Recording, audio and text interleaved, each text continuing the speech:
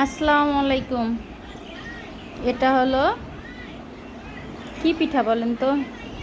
এটা হলো ঝাল পিঠা। আমার হাজবেন্ডের খুব জ্বর, ওর মুখে কোনো রুচি নাই, তাই চালের আটার ভিতরে একটা গোটা ডিম ভেঙে দিয়েছি, আর এর ভিতরে কাঁচামরিচ বাটা, পেঁয়াজ বাটা, রসুন বাটা, আর এখানে হলো আদা বাটা।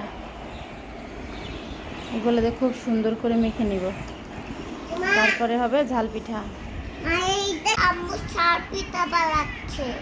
তাই কে খাবে ঝাল পিঠা? আমি বাবুনি, আমি একসাথে মিলেমিশে খাবো। খালি দুই ভাই বোনে মিলেমিশে খাবা, আর যারা বানায় তারা কি খাবে না? এটা হলে ঝাল পিঠা। মাখানোর শেষে দিলাম জিরা বাটা। খাবো না ডাল, খাবো না। কালারটা সুন্দর হওয়ার জন্য দিয়ে দিলাম পরিমাণ মতো হলুদের গুঁড়া। পিঠা বানাচ্ছে ঝাল পিঠা। দিয়ে দিব পরিমাণ মতো একটু শুকনো মরিচের গুঁড়া, পরিমাণ মতো লবণ, পরিমাণ মতো পানি দিব, দিয়ে জিনিসটা সুন্দর করে মিক্সার করে নেব। আমি পরিমাণ মতো তার উপরে দিয়ে দিই, দিয়ে এটা দুটো কোনা দিয়ে ঘুরাইতে হবে।